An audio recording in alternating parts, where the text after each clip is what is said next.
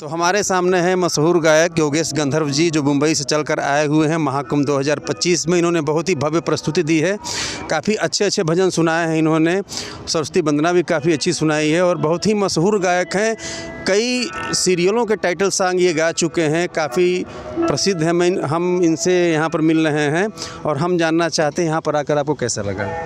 अद्भुत है, बहुत अच्छा लग रहा है। मेरी ज़िंदगी का सबसे अच्छा ये पल है। मैं क्या शब्दों में, शब्द नहीं है, ऐसा कह सकता हूँ मैं। बहुत खूबसूरत पल है ये। मैं बहुत बहुत आभार प्रकट करता हूँ उनका, हमारी मिनिस्ट्री, कल्चर मिनिस्ट्री का उत्तर प्रदेश की, कि उन्होंने मुझे ये अवसर दिया। मैं बहुत बहुत शुक्रगुजार हूँ उनका। इससे अच्छा मेरी ज़िंदगी में मौका नहीं आ सकता था। सर, गंगा यमुना सरस्वती की पावन धरती पर आप अपने बारे में थोड़ा डिटेल बताएं हमारे दर्शकों को। पावन धरती पे क्या कह सकता हूँ, तो दुनिया जानती है उनके बारे में। मेरे लिए तो बहुत ही, मैं खुद पावन हो गया ये धरती पे आके। पहली बार आया हूँ मैं प्रयागराज में, तो सारी दुनिया जानती है गंगा जमुना सरस्वती का यहाँ पे मिलन है।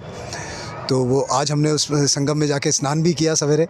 तो वो जो आनंद हम फील कर रहे हैं, हम पूरी दुनिया घूम चुके हैं लेकिन वो आनंद कभी नहीं आया। और ऐसी सर्दी में आप सोचिए डुबकी लगाना, जहाँ मतलब और आपको कुछ ना हो, कोई सर्दी कुछ नहीं महसूस हो, एक आनंद है, आनंद की फीलिंग हो, ये अद्भुत है। मैं शब्द नहीं कह सकता मैं, जो आनंद मुझे फील हो रहा है। सर, आप इतने प्रसिद्ध गायक हैं, अपने संगीत के सफ़र के बारे में थोड़ा बताइए। कहाँ से आपका सफ़र शुरू हुआ और कैसे कैसे आगे वहाँ?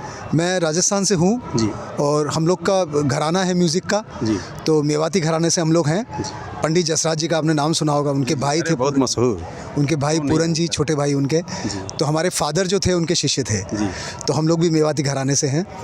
तो राजस्थान में ही शुरुआत हो गई थी। राजस्थान में हम लोग मेले के शोज़ वगैरह करते थे। तो वहाँ से शुरुआत हुई, फिर धीरे धीरे मुंबई आ गए 94 में। फिर उसके बाद कोई फिल्मों के गाने शुरू किए, फिर गज़लों की तरफ रुझान हुआ तो गज़लों की तरफ शुरू किया, फिर भजन। तो ये सिलसिला चल रहा है 30 साल। ZTV के शो भी आपने जीते? हाँ, ZTV का मैंने 2000 में जीता था, पंजाबी स्पेशल जीता था। आप ये देखिए कि मैं राजस्थानी हूँ लेकिन मैंने पंजाबी स्पेशल जीता था। और 2005 में भी मैं दुबई में था, तब वहाँ पे एक मिडिल ईस्ट मुकाबला होता है जिसमें 10 कंट्री का मुकाबला होता है। उसमें भी मैं सेमीफाइनल में पहुँचा था। हाँ, और काफ़ी सारेगामापा के शो भी आप पार्टिसिपेट कर चुके हैं? हाँ, बिल्कुल कर चुका हूँ। सारेगामा का कर चुका हूँ, उसको फाइनल जीता हुआ है। सर, हमने सुना है कि आप काफ़ी टीवी सीरियलों के टाइटल सॉन्ग गा चुके हैं, थोड़ा उसके बारे में डिटेल बताएंगे? बिल्कुल, सब जानते हैं, बहुत परिचित एक सीरियल है तारक मेहता का उल्टा चश्मा। जी, वही बात। वही तारक मेहता का उल्टा चश्मा काफ़ी फेमस आपका है। जिसमें मैंने 4 गाने गाए हैं। और दिया और बाती हम, जो स्टार प्लस पे आता था, वो भी बहुत फेमस सीरियल था। उसमें भोलेनाथ की आरती गाई थी, उसके अंदर भी गाया। और बहुत सारे काफ़ी सारे सीरियल, दिया, मेरे घर आई नन्ही पड़ी, लाडला, बहुत सारे सीरियल हैं। तो सर, इतने सीरियलों में आप टाइटल सॉन्ग दे चुके हैं, कोई आपका फेवरेट जो सुनाएंगे एक लाइन? मेरा फेवरेट यही है, दिया और बातियम का। डमरू वाले बाबा तेरी लीला है न्यारी, डमरू वाले बाबा तेरी लीला है न्यारी, शिव शंकर महादेव त्रिलोचन कोई कहे त्रिपुरारी, डमरू वाले बाबा तेरी लीला है न्यारी। और सर, ये जो फेमस सीरियल है तारक मेहता का उल्टा चश्मा, इसके बारे में क्या कहेंगे और इसमें आपने क्या गाया है? मेरा उसमें मैंने गाया है गाना, और गाना कुछ ऐसा है कि 2 टीमें की क्रिकेट टीम बनी हुई है और वो आपस में लड़ रहे हैं, कंपटीशन है आपस में। तो एक ऐसे ही गाना था, चलत का मस्ती वाला गाना।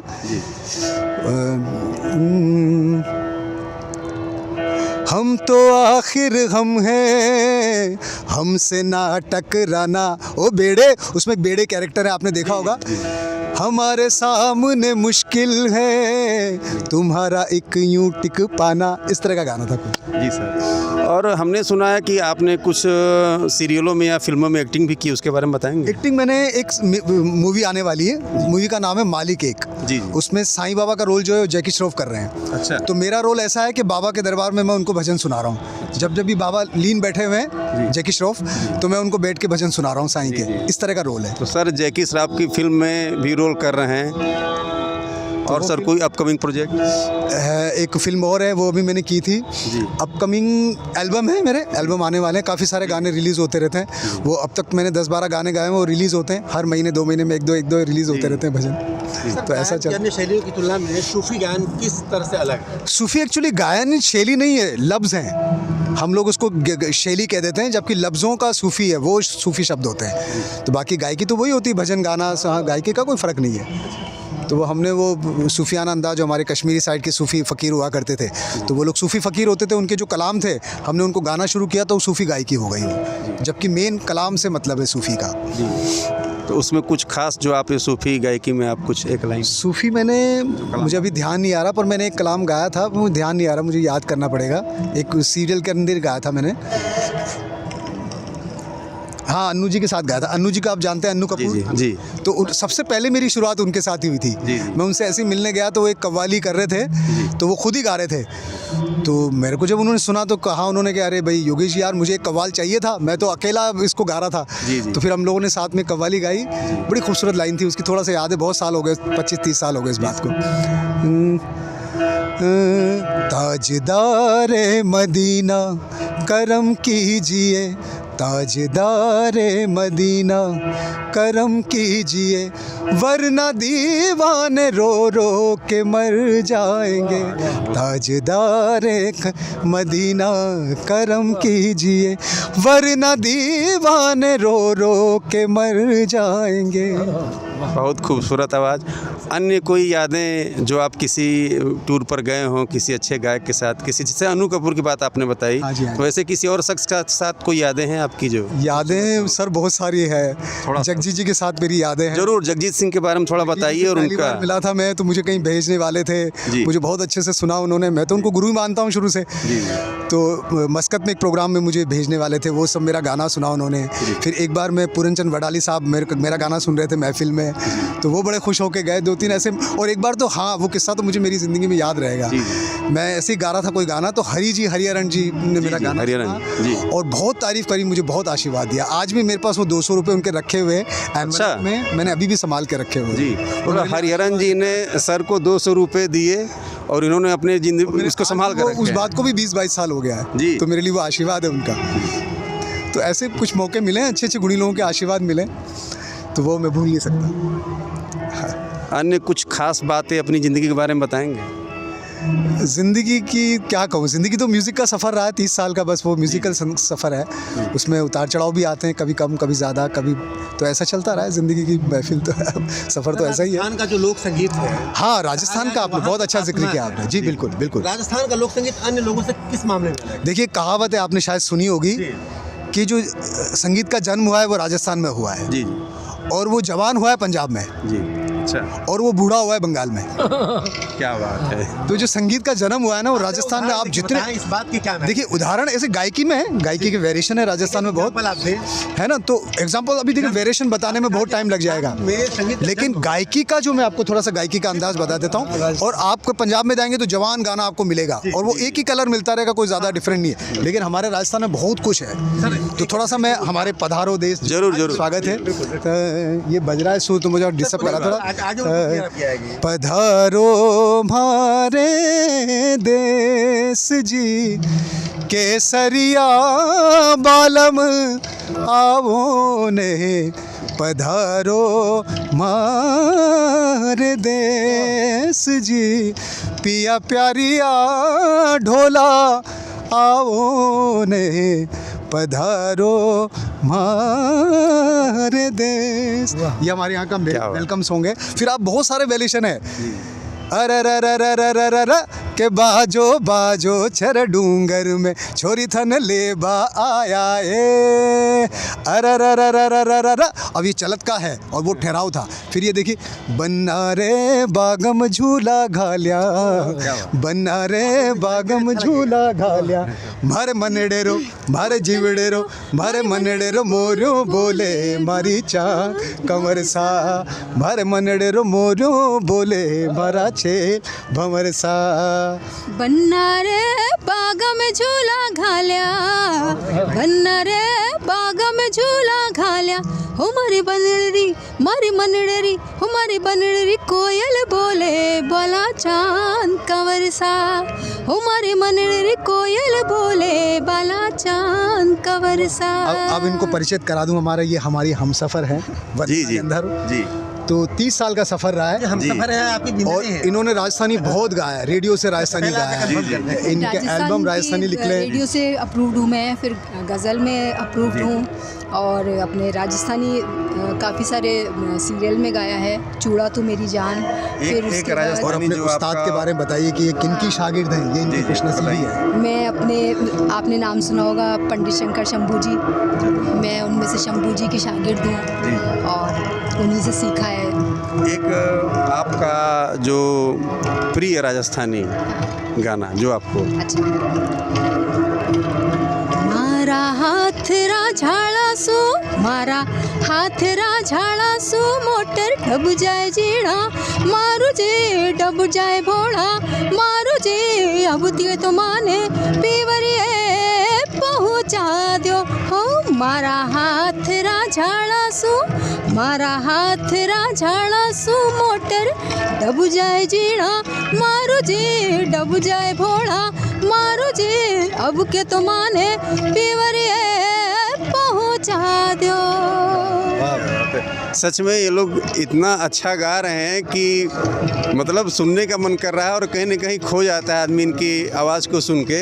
हम सर से एक जानना चाहेंगे कि सर अच्छा एक गज़ल भी गाते हैं, एक लाइन कोई गज़ल हमें सुना। हाँ, मेरी अपनी गज़ल सुना देता हूँ मैं, जो मैं रेडियो से गाता हूँ जी। वो ये बहुत आप सुनाइए। दिल को क्या हो गया खुदा जाने, दिल को क्या हो गया खुदा जाने, क्यों है ऐसा उदास खुदा जाने, दिल को क्या हो गया खुदा जाने। दिल को क्या लोगों का भी परिचय हो जाए, तो बड़ी अच्छी संगत ये हमारे पुत्र हैं रविंद्र गंधर्व। अच्छा 15 में बड़ी अच्छी संगत। सर फैमिली है तो सब ब्लड में शामिल है। जी जी बताइए। मेरा नाम रविंद्र गंधर्व है जी। और मैं योगेश गंधर्व जी का बेटा हूँ। जी जी ये तो बड़ी अच्छी बात है, आपने प्रस्तुति भी दी है, आपकी आवाज़ काफ़ी अच्छी, हम लोगों ने सुना भी। क्या पसंद है, यहाँ क्या पे आकर आपको कैसा लगा महाकुंभ 2025? बहुत अच्छा, बहुत अमेजिंग एक्सपीरियंस था जी। और once in life time experience है। हमारा बहुत टाइम से मन भी था, हम देख रहे थे 144। पहली बार आप आए? Yes, first time. और 144 गंगा जी में स्नान हुआ? त्रिवेणी संगम में जाके बढ़िया उसी मेन स्थान पे हमने स्नान किया है, तो बहुत आनंद आया, बहुत आनंद आया। इतना महाकुंभ के बारे में सुना होगा, इतना सुन के आप लोग आए होंगे, कैसा लगा, मतलब उसके बारे में कहिए। बहुत अच्छा लगा और हम पहले से ही देख रहे थे कि 144 ईयर्स के बाद है, तो हमारे सारे दोस्तों में भी एक बन गया था कि भाई कौन जा रहा है, कैसे जा रहा है, तो हमें बहुत उत्सुकता थी और हमें मौका मिला इसके ज़रिए, इस शो के ज़रिए, तो हमें बहुत अच्छी खुशी है, हमें बहुत खुशी है। सर महाकुंभ के बारे में, जैसे यहाँ पर 40 करोड़ लोग आ चुके हैं और एक अद्भुत महिमा ये है कि लोग काशी भी जा रहे हैं, अयोध्या भी जा रहे हैं, विंध्याचल धाम भी जा रहे हैं और मतलब 3 करोड़ 4 लाख लोग, मतलब 3 लाख 4 लाख लोग पर डे वो लोग वहाँ भी जा रहे हैं। इसकी जो महिमा है उनको भी प्रभावित कर, इसके बारे में क्या कहेंगे? इसकी महिमा मैं यही कहूँगा, हम भी ऐसे ही जा रहे हैं जी। हम यहाँ से कल अयोध्या चौथा श्रद्धालु जा रहा है। हाँ, हम भी ऐसे ही जा रहे हैं कि अब महिमा आप समझ जाइए कि कैसी है। कलाकार भी नहीं छोड़ रहा है, हम यहाँ से अयोध्या जाएंगे, फिर बनारस जाएंगे, बनारस से फिर विंध्याचल जाएंगे, यही हमारा भी रूट है ये। और क्यों नहीं जाएगा आदमी, जब ऐसा मौका मिला है और इतना पवित्र स्थान या कुंभ में आया हुआ है तो उनको नज़दीक जाना ही है, तो जाना चाहिए। इंतज़ाम इतना ज़बरदस्त है ना, मतलब योगी जी और मोदी जी ने जो कमाल का, मतलब हम कह नहीं सकते कि इतनी पॉपुलेशन होने के बावजूद, इतने लोग आने के बावजूद उतना ही स्मूथली सब कुछ जा रहा है और इतना सुंदर लग रहा है। मतलब हम इमेजिन नहीं कर सकते कि ऐसा अरेंजमेंट हो सकता है। तो ये बहुत ही, मतलब हमें तो धन्यवाद देना चाहेंगे योगी जी का और मोदी जी का कि जिन्होंने इतनी खूबसूरती से मतलब इस कार्यक्रम को संचालित किया है कि हम बता नहीं सकते। अच्छा, राजस्थान की एक बहू जब गंगा जी के किनारे आएगी तो क्या मांगेगी? हम तो यही मांगे कि हमारा जो देश है वो और ज़्यादा तरक्की करे। राजस्थानी में क्या मांगेगी, कैसे? हिंदी में नहीं। ओके, एक्चुअली मैं राजस्थानी मुझे ज़्यादा आती नहीं है क्योंकि मैं राजस्थान से हूँ मगर राजस्थानी नहीं हूँ। अच्छा, कोई नहीं, थोड़ा सा मैं बता दूंगी फिर भी। हमारा देश महान और हमारे हिवड़े में क्या बोलना चाहिए, बस यही कह सकते हैं कि मतलब इससे ज़्यादा खूबसूरत और कुछ नहीं हो सकता। हमारे देश से खूबसूरत कुछ भी नहीं है। सारी दुनिया हम घूम लिए, लेकिन हमें लगता है कि हमारा जो देश है वो हमारा ही देश है, वो कहीं उसकी कोई कल्पना नहीं की जा सकती। और सनातन अगर महाकुंभ है 2025 बिल्कुल मतलब ये तो अद्भुत अद्भुत है। हम उसकी ये आप देखिए कुछ 30 साल से हमने पूरी दुनिया घूमे हैं, ये जो फीलिंग हमें आज हुई है शायद ही, मैं सच बता रहा हूँ आपको, ये फीलिंग मैं अंदर महसूस कर रहा हूँ और ये शायद महीनों तक रहेगी, ये जाएगी नहीं यहाँ पे। दुनिया तो घूम, काफ़ी देश घूम चुके हैं। हाँ मैं बहुत अमेरिका, कनाडा, लंदन सब जगह पे घूम चुका हूँ। करता हुआ एक खूबसूरत सा गीत आप कंपोज करिएगा। हाँ बिल्कुल, और डेडिकेट किया। और हमने ऑलरेडी एक रिलीज किया है टी सीरीज से, मैंने गाया भी आज। बिल्कुल मैंने सुना। हाँ है ना, तब आप यहाँ आए नहीं थे। आए नहीं आप थे। यहाँ पे अनुभव करने के बाद तब जा रहे हैं। मैं बिल्कुल करूँगा, बिल्कुल। और हमने देखिए एक गाना किया है अभी, अयोध्या के लिए गाना किया था, अच्छा हुआ याद। जरूर सर, आप सुनाइए। तो आप देखिए, शायद ही मैं, ये यूट्यूब का इतिहास है कि अब तो आगे गाने वो, आपको याद हो तो नेपाल से गंडकी नदी से जो शालिग्राम पत्थर जो निकला था और वो राम की मूर्ति बनने के लिए चला था वहाँ से। तो आप देखिए हमारे राइटर ने क्या सोचा, किसी ने नहीं सोचा ये फीलिंग, क्यों जो पत्थर चला है वो पत्थर क्या फील कर रहा है जब राम की मूर्ति बनने के लिए जा रहा है। तो उस पर एक गाना, गाना बनाया था और वो यूट्यूब पे तब तक कोई गाना नहीं था। अब तो 2-3 गाने आ गए शालिग्राम के ऊपर, तो हम वो गाना हम तीनों सुनाते हैं। वो गाना हमने किया, रिलीज़ किया उसको।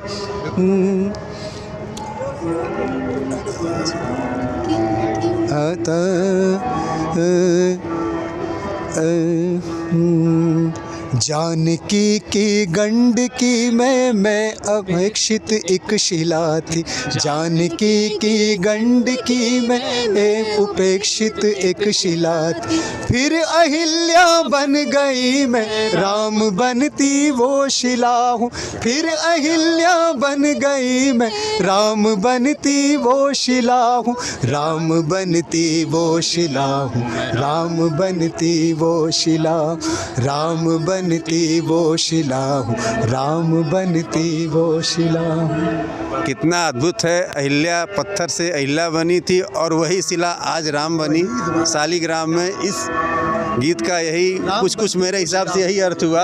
और सर ने कितना अद्भुत इस चीज़ को कंपोज किया, गाया है, बड़ा अच्छा लग रहा है। हम इनसे जानना चाहेंगे महाकुंभ में आकर कैसा लग रहा है। तबले पे प्रस्तुति से आज देखिए। बहुत बहुत धन्यवाद। एक्चुअली अपने बारे में ये मेरे बड़े भाई, इनको आप समझ लीजिए। और मुंबई में जब से आया हूँ, करीब 24-25 साल हो गया, तब से मैं योगेश भाई के साथ लगातार हम लोग दोनों भाई मिलकर काम करते हैं। मेरा नाम भूषण कुमार सिंह है और मैं मूलतः बिहार का हूँ, लेकिन ननिहाल है मेरा बनारस में जी। तो आना जाना हमेशा यूपी लगा रहा। मैं सबसे पहले हमारे जो आदरणीय मुख्यमंत्री जी हैं, उनको मैं बहुत बहुत धन्यवाद देता हूँ कि ऐसा आयोजन ना हुआ है और ना होगा, और इससे अच्छा कोई कर सकता है तो वही कर सकते हैं। और हमारी शुभकामना है कि आने वाले समय में हम बहुत ऊंचे पद पे उनको देखना भी चाहते हैं कि वो प्रधानमंत्री बने। क्या बात है, आप योगी जी को प्रधानमंत्री के रूप में देखना? बिल्कुल, मैं क्या हम सभी चाहते हैं, सारे सनातन प्रेमी चाहते हैं, सारे जो भी हम हिंदू धर्म में आस्था रखने वाले लोग हैं, हिंदू हैं, तो हम सभी चाहते हैं। वी आर वेटिंग कि जब तक मोदी जी हैं। 94 से फॉरेन में जा रहे हैं, 94 से आप सोच सकते हैं। और जब से मोदी जी आए 10 साल के अंदर, वो जो इज्जत हमने देखी ना फॉरेन में, वो पहले नहीं थी।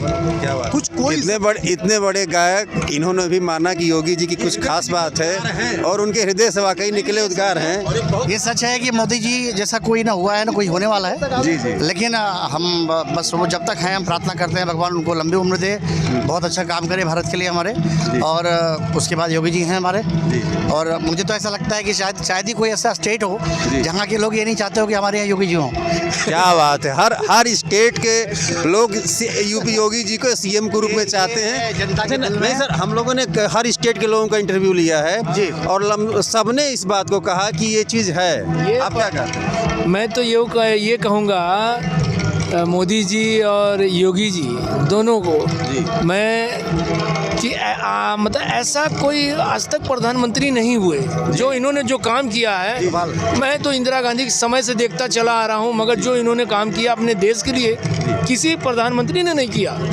ये मैं तो इस बात के लिए मैं कहूँगा। और उनके बाद ये तो योगी जी, उनके उत्तराधिकारी आप योगी जी को मानते हैं? हाँ, योगी जी जो काम कर रहे थे, अद्भुत काम कर रहे हैं, अलग तरह से काम कर रहे हैं। हमारे देश में जितने हमारे सनातन लोग हैं, सब पसंद करते हैं उनको, योगी जी को। और मैं आर्टिस्ट हूँ, मैं कीबोर्ड अपना आर्टिस्ट। परिचय दे दीजिए। मेरा नाम पंडित विजय चंद्रा जी। मैं प्रयागराज के रहने वाला हूँ। मैं प्रेजेंट टाइम में मैं मुंबई में रहता हूँ। ये योगेश गंधर्व जी के साथ मैं आया हूँ संगत के लिए। और मैं वैसे ज़्यादातर कीबोर्ड पर क्लासिकल बजाता हूँ, तो इंडिया में मैं पहला आदमी हूँ क्लासिकल बजाने के लिए। ये आज इस बात को खुशी है कि हम अपने प्रयाग संगम में हमारी हाजिरी लगी। जी महाकुंभ 2025 के बारे में और क्या कहेंगे? ये इससे अच्छा क्या होगा जो आज ये 2025 में हो रहा है, कमाल है। ये कमाल है, अद्भुत है। तो ये अपने आप में अलग है। ये पूरा वर्ल्ड जान रहा है कि हमारा ये जो देश है अलग है, और प्रयागराज जैसा तीर्थ जगह पे वो अपने आप में अलग है। आप देखिए ना सड़कों पे कैसी भीड़ है और कितनी आस्था है। मतलब क्या महिला क्या बुजुर्ग सब हर तरीके के लोग आ रहे हैं और कमाल है। मतलब घाट पे भी आज हम लोग सुबह जाके आए सब लोग, और इतना आनंद आ रहा था वहाँ पे, हमने कभी कल्पना नहीं किया था। देखिए सनातन गर्व महाकुंभ पर्व पर सब लोग आकर बहुत खुश हैं। और हमारे गायक योगेश जी वाकई इतना अच्छा गाते हैं। योगेश गंधर्व न परिचय के मोहताज नहीं है कि जाते जाते भी मेरा मन कर रहा है कि मैं इनसे कुछ एक लाइन सुनूं। ज़रूर मैं चाहता हूँ कुछ एक लाइन और ये सुना दें और सुनकर फिर हम लोग चलें। भोलेनाथ का सुना देता हूँ, वो मेरा अभी नया भजन है। जय जय है नीलकंठ त्रिपुरारी, बाबा ये विनती सुनो हमारी। आ बैठे हैं जन्मों के पापी, है शिव शंकर हम शरण तुम्हारी। गुण अवगुण के साथ हाथ तुम्हें सौंप दिया, थामो न थामो भोलेनाथ, हाथ तुम्हें सौंप दिया। क्या बात है, अद्भुत। इतने सरल विनम्र इतने बड़े गायक हमारे योगेश जी, इनसे मिलकर बहुत अच्छा लगा। सत्य सनातन सर्वोत्तम के लिए मैं विवेक उपाध्याय, विष्णु प्रभाकर उपाध्याय के साथ